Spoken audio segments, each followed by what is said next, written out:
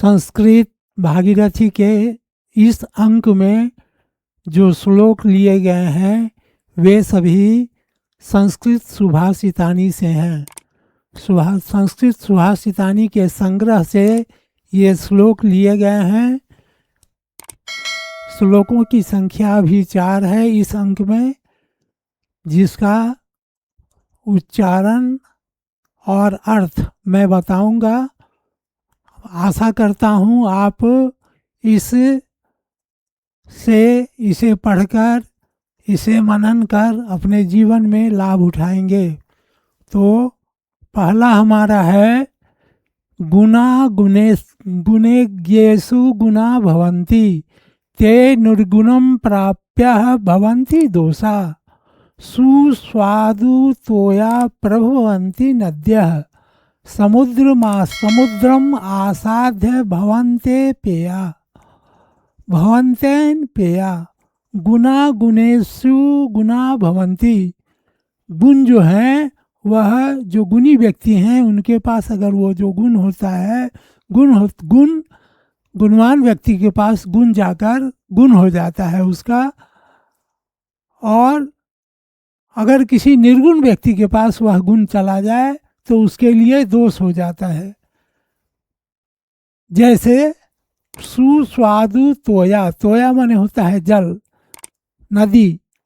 तो नदियों का जो जल होता है, जहाँ से नदियाँ निकलती हैं, तो वह उसका जो जल होता है वह मीठा होता है, पीने योग्य होता है।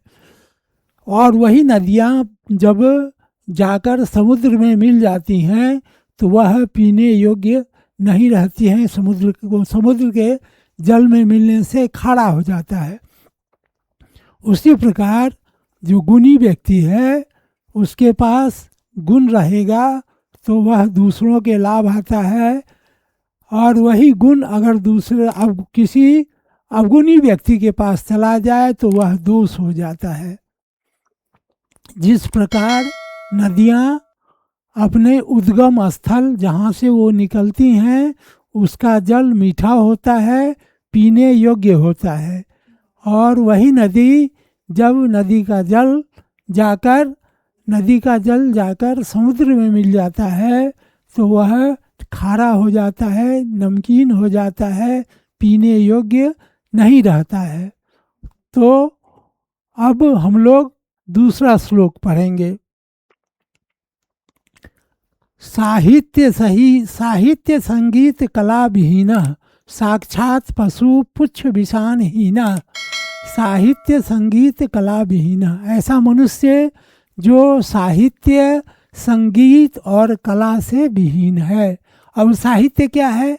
साहित्य हर एक भाषा का अलग अलग साहित्य है, जिसमें गद्य, पद्य, नाटक, यात्रा वृत्तांत, रूपक, ये सब कथा, ये सब साहित्य में होता है।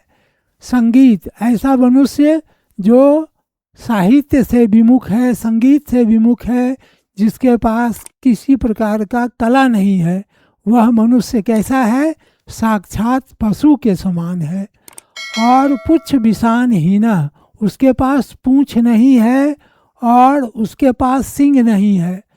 यह नहीं होने के बावजूद भी वह मनुष्य जो है वह साक्षात पशु के समान है। तृणं न खादन् अपि, वह तृण घास नहीं खाता है, फिर भी जीवमानः तद्भाग्य ध्येयं परमं पशूनाम।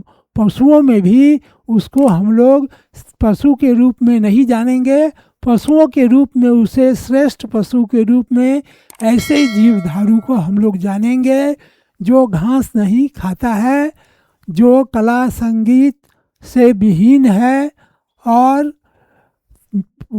सींग उसके पास नहीं है, पूंछ नहीं है, फिर भी वह पशु है, और घास नहीं खाते हुए भी वह क्या है? ऐसा जीव है, और पशुओं में श्रेष्ठ उसे माना जाता है। इसीलिए हमें कला संगीत से विहीन नहीं होना चाहिए। अब तीसरा है लुब्धस्य नश्यति यशः। लुब्ध कहते हैं लालची। लालची जो व्यक्ति होता है उसका यश नष्ट हो जाता है। पिसुनस से मैत्री, और जो दूसरों की शिकायत करता है उसकी मित्रता समाप्त हो जाती है।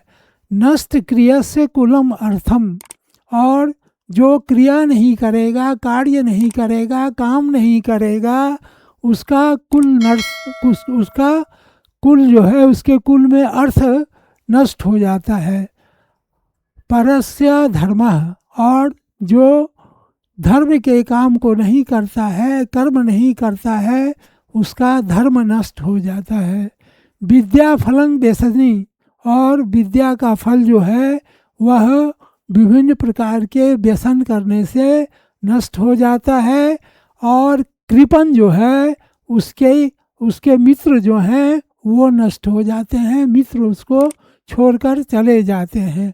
राज्यम प्रमति सचिवस्य नराधिपस्य, और जिस राजा के मंत्री सचिव आलसी होते हैं उस राजा का राज्य नष्ट हो जाता है। इसीलिए राजा को तो हमेशा सचेत रहना ही चाहिए, और उनके मंत्रियों को भी हमेशा नीतिपूर्ण बातें राजा से कहनी चाहिए, राजा के समक्ष रखनी चाहिए। अब हम लोग चौथा पढ़ेंगे। पीत्वा रसं तु कटुकं मधुरं समानं, माधुर्य एवं जन एन मधुमक्षिकासो। मधुमक्षिकासो कहते हैं मधुमक्खियों को। मधुमक्खी क्या करती है कि कटु, तीते और मीठे रस को पीकर और समान रूप से वह मधु का निर्माण करती है जो स्वाद में मीठा होता है। संत अस्थैव संत एव सब सज्जन दुर्जनानां श्रुत्वा वचनः मधुरम सुक्तम रसं सृजन्ति।